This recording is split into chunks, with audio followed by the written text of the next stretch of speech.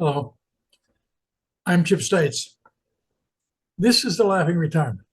And today we have another one of our not so funny, but very, very important topics.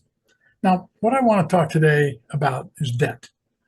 And it's something that should concern you because, believe it or not, it's a problem that each one of us has, not just Congress, not just making the proper budget, but paying down our debt, making sure that the dollar and the economy and everything we have is strong.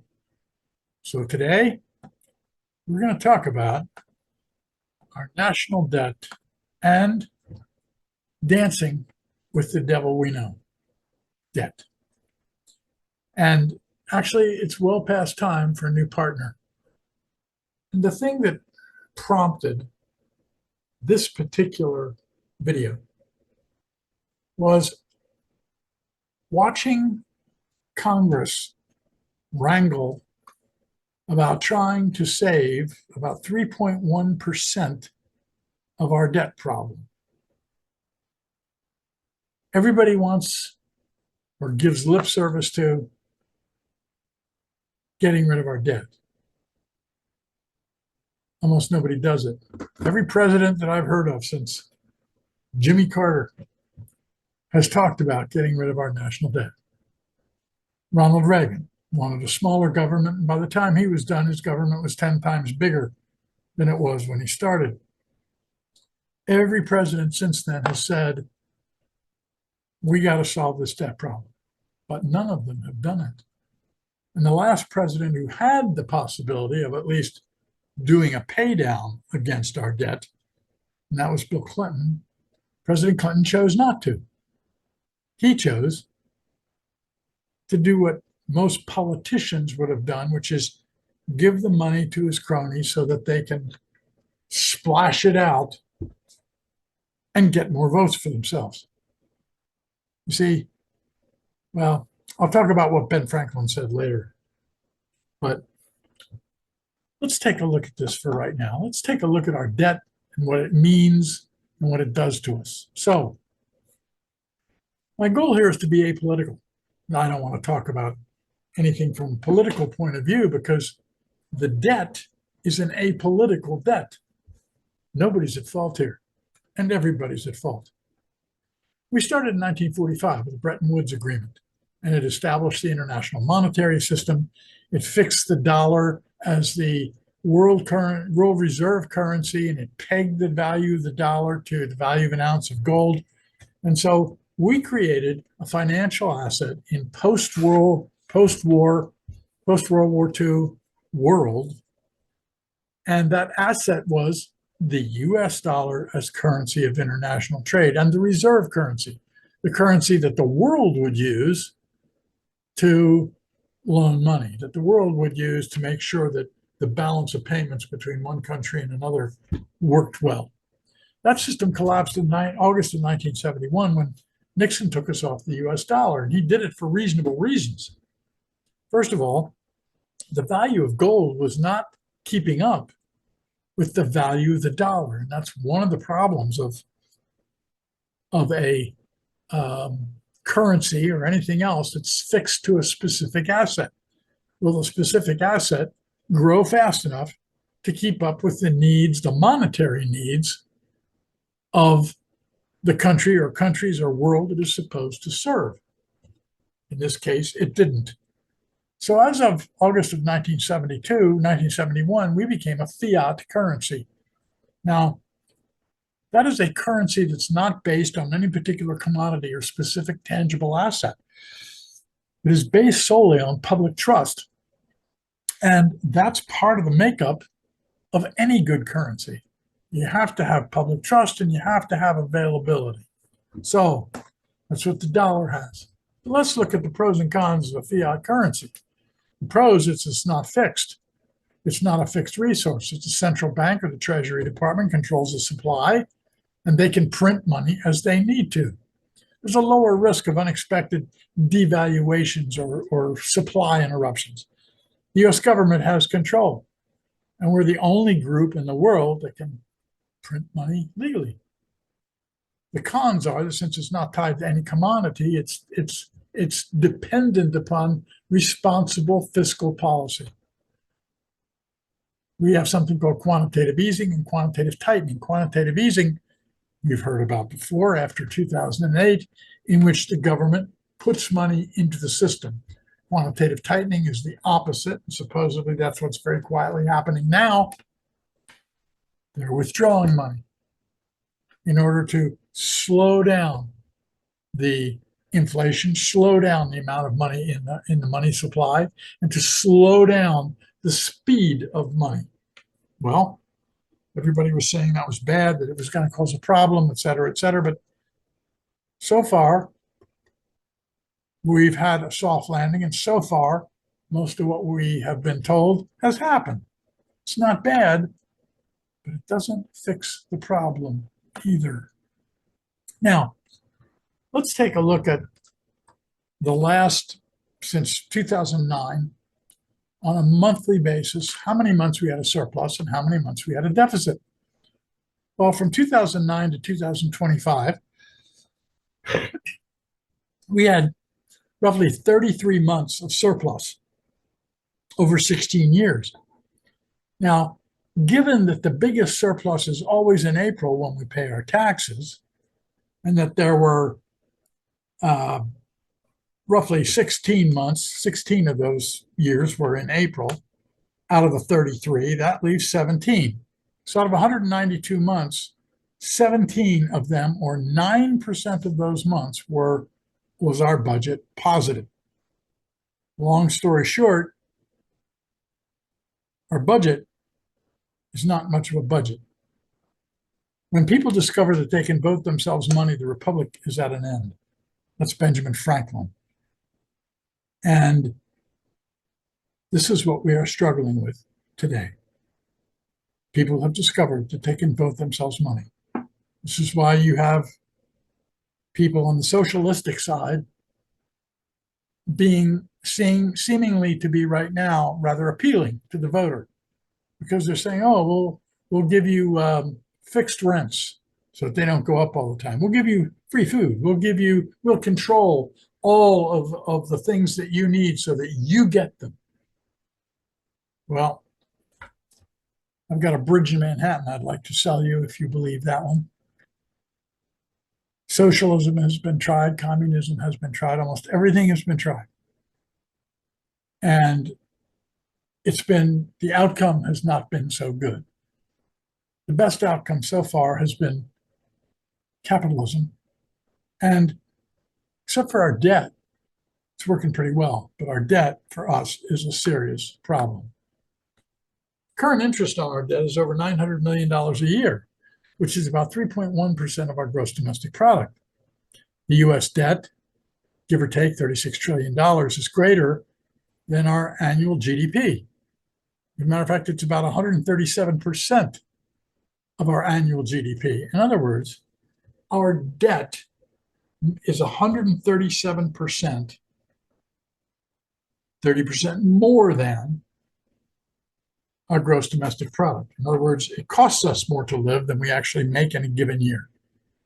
A reasonable amount of GDP, gross domestic product, to debt is about 70%. A little bit less than half of what we have right now. That is why we have a problem. Now, the effects of national debt.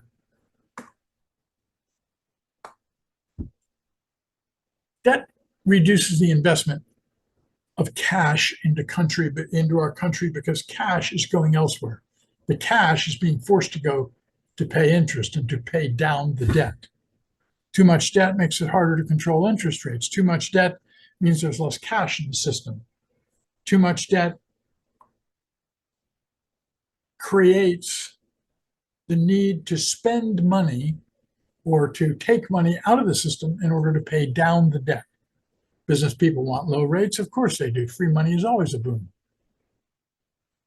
As we earn money and as we get more money in, if we will take that money and pay off the debt, we may be able to figure out a way out of this.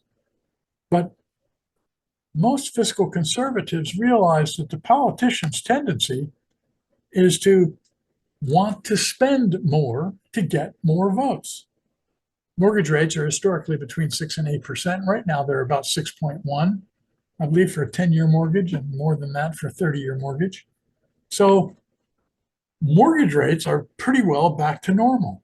But when the government borrows money to pay off debt and interest, you become a competitor. Your need to borrow money, your need for a new car, your need to buy a new house, your need to fix up a house or to get a second mortgage. All of those things are impacted by the amount of money that the government has to spend paying down its own debt. That's why inflation has been such a worry. That's why they've talked about it due to the tariffs. It hasn't happened that way yet, which is good. But we need to get rid of our national debt, and we need to get rid of the $900 billion it is that it takes to pay the interest in the debt every year. That's too much money, and it takes away from our ability to live. Now, what are the effects on the country's citizens? Well, it increases our borrowing costs. We've talked about that. Mortgages, auto loans, personal loans.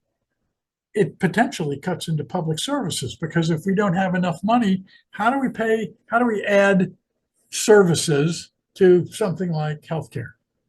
How do we add services to elder care? How do we add services to the military when they need it if we don't have the money? Printing money is inflationary. It puts more money in the system. There's more money there. People raise prices. There you go, inflation.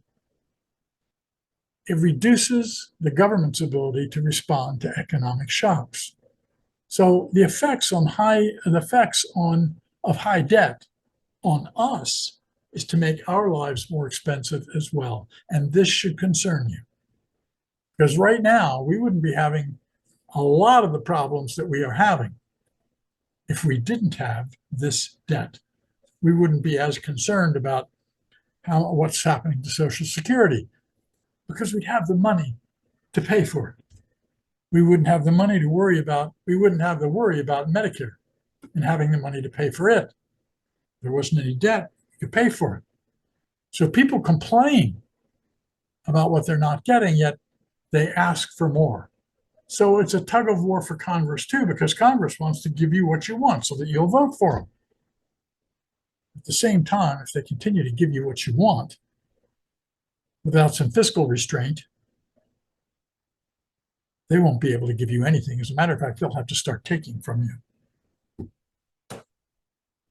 Warning signs. Now, where did I get these warning signs? Well, I went back to history, and I went back to the Ottoman Empire and found out what happened when they collapsed. And here are their warning signs: lack of modernization, outdated infrastructure, incompetent leaders, corruption. And in the case, it wouldn't happen today, but in the United States, but in the case of Turkey, taking out foreign loans to support everyday tasks like modernization, infrastructure, military expenses. The Ottoman Empire was not a world currency. So they took out other loans, then they collapsed. And they had one of the earliest fiat currencies. Now, does that sound familiar? Have you heard anything about our outdated infrastructure? Have you heard anything about our need to modernize?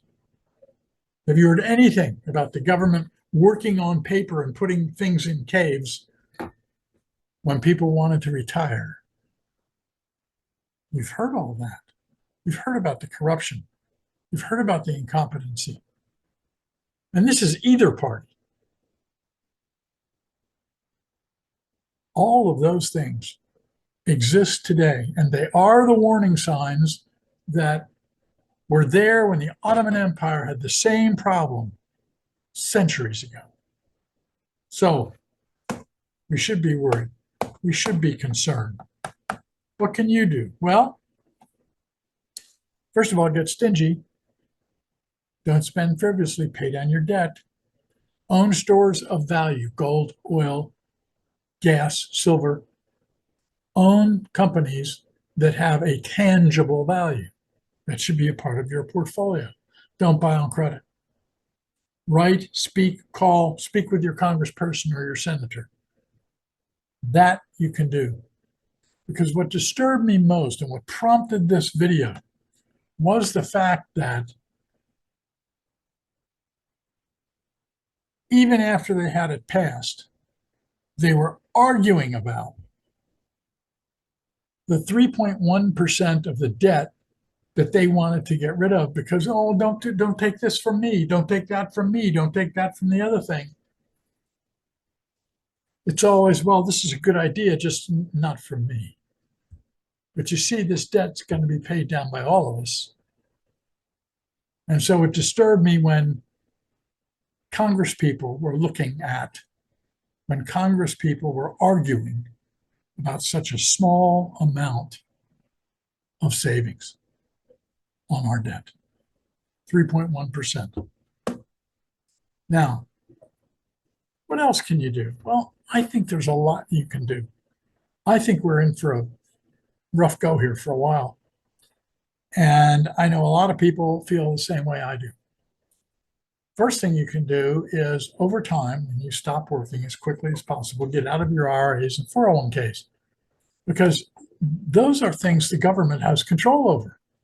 And if they need money, where are they going to go? They're going to go to the places they have control over. How do you get out of your IRAs and 401ks? I tell this to people all the time. It may take time, but you take your 401ks, you get rid of them right away, and you go into IRAs. Then every year, based on your tax bracket and based on the amount of money you have from your taxable income to the top of the next tax bracket, or to the bottom of the next tax bracket, that's additional money that you can take out. Additional thousands of dollars you can take out of your IRA in the same tax bracket. Because believe me, there are more advantages to be had for money not in an IRA than there are in an IRA. You can't lower your taxes with your monies in IRAs, with the exception of the Roth, but that's limited. The only way to control your taxes, and I can show you how, the only way to control your taxes is to have money in a personal after-tax account, not an IRA. Learn how your investments work. Risk, yield, payout ratio, dividend growth rate. And then when you buy something, a stock, and you're getting paid for it, don't sell it. That's the first thing you hear. One of the first things I learned when I started in this business, the average holding time when I started in this business was well over a year. Back in the 70s, the average holding time of a stock was 5 years. Today it's 5 months. Huge difference, especially when you know that most stocks makes the most money after you've held them for somewhere around 7 years. And if you hold stocks long enough, your ability to win, your ability to come out positively, your ability to have a good experience increases the longer you hold the stock. When you trade and you go back and forth, that doesn't benefit you, that benefits somebody else. Because every time you trade, somebody else makes money. Every time you trade, you're saying this isn't going to work, and that is. You're making two decisions. When the fact is, you don't know what will happen in the future. No one does. Hold on to your investments. Learn what risk is. Learn what a payout ratio is. Learn what yield is. And learn why yield, or the income you get from stocks, is taxed a heck of a lot lower than your ordinary income that you're paying right now. Investing is easy if you'll let it be. Now, how do I know these things to be true? Well, in 1987, my mentor, a guy named Wincaps, a wonderful man, he told me many things right away. He said, measure. You get what you measure. Always measure how you're doing. And yet we don't. We get a report from a financial advisor that says, oh, you did 10%. What did 10%? Did your money do 10%? Or did your investments do 10%? Or did your mutual funds average 10%? Did your dollar, the money you put in, plus the money you had, did all of that go up 10%? You need to know those things. But when I was doing this, I would give somebody a report. I would tell them what the report said, but the report came out of software, which was talking about the mutual funds, not your personal return. And it took me a while to figure that out. So he also said, if everyone else is doing it, run the other way. Don't believe what you're told because people are selling you things. They're selling you things because they want you to buy them. And when they sell you things, they don't tell you all the bad parts. They tell you the good parts. He also told me the most important thing I ever heard. All a person needs to make to be successful. Listen to this. All a person needs to make to be successful is taxes plus inflation plus their cost of investing plus 1 to 2%. Your taxes right now are give or take 20, 25%. Inflation is at 2.1, 2.4%.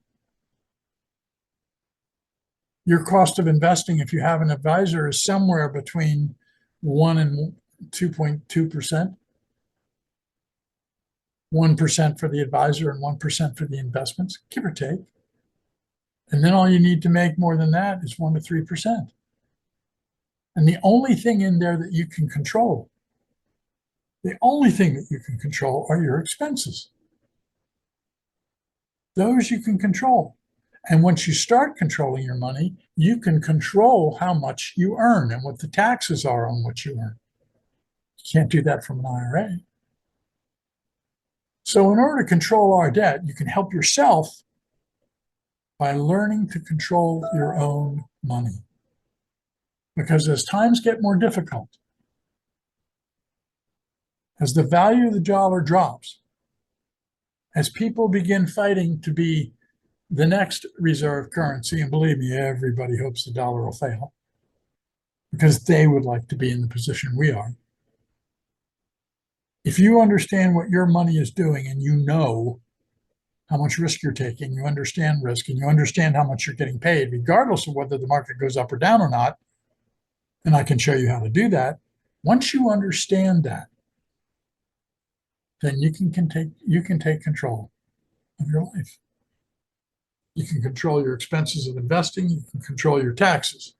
I'm sorry, oh, you can't control your taxes. Yes, you can. I can show you how to save between 30 and 100%. Not all the time, 30% some of the time, 100% a little bit of the time, 30% most of the time. It's there. It's in our tax law. It's perfectly legal. That's why you don't hear wealthy people talking about their mutual funds. They talk about their stocks. Because mutual funds and ETFs are taxed differently than stocks. And the most advantageous thing for you tax-wise is stocks. You can control the money you receive. You can control how much that money is taxed. These are things I know to be true. These are things I know work. We're at all-time highs right now, which means there's a substantial risk of correction. Are you prepared for that? What should you do? Well, you should lower your risk. You should reduce and eliminate your overlap. And you should reduce your investments to things you understand how they work.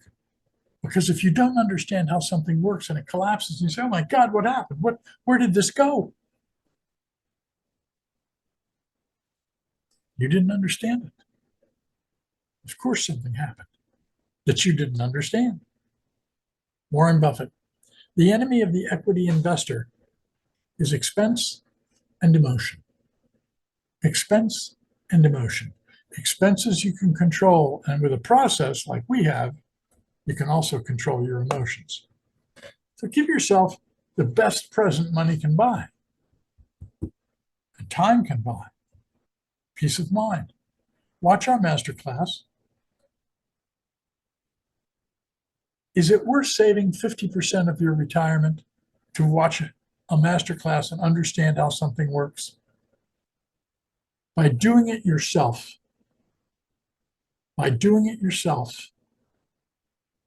you can save up to 50% of what you would otherwise have in retirement. And I'm not the only person who says this. The person who says it first, the person I read it from, was John Bogle. He believed, he's now deceased, he believed that the average person was spending 65% of what they otherwise might save on expenses. I didn't believe him, so I had to do it myself. I have a set of spreadsheets. I believe it's around 50%, not 65. The worst thing you can be in is a 401k. It's also the thing that pays you to be in it. As soon as you can, get out of the 401k, get into an IRA. It's less expensive. Would you like to understand how much risk you're taking? Would you like to understand how to control your income taxes? We can show you. So why am I serious about our debt? I'm serious about our debt because no country in history has ever held the title of reserve currency without going bankrupt. We see all the signs around us. History is repeating itself. Remember that slide that I showed you? Are we not updating are we not modernizing? Are we not fixing our infrastructure? All of those things were 200 plus years ago, the problems that the Ottoman Empire had when they went broke. And here we are doing it again. Don't tell me history doesn't repeat itself. Congress, I doubt, has the will. I hope it finds it. I hope it finds it. In a currency failure, the people who get hurt are the little guys, you. In a currency failure, the people who get hurt the worst are the retail investors, the people who can least afford it, who just want to live happily and eat constantly. That's why debt is so important. The country's debt, your debt. Look at it as one and the same. If you have any questions or would like a 20-minute chat with me for free, send me a note at info@thelaughingretirement. If you would like, watch the masterclass. Call me after the masterclass. Set up an appointment then.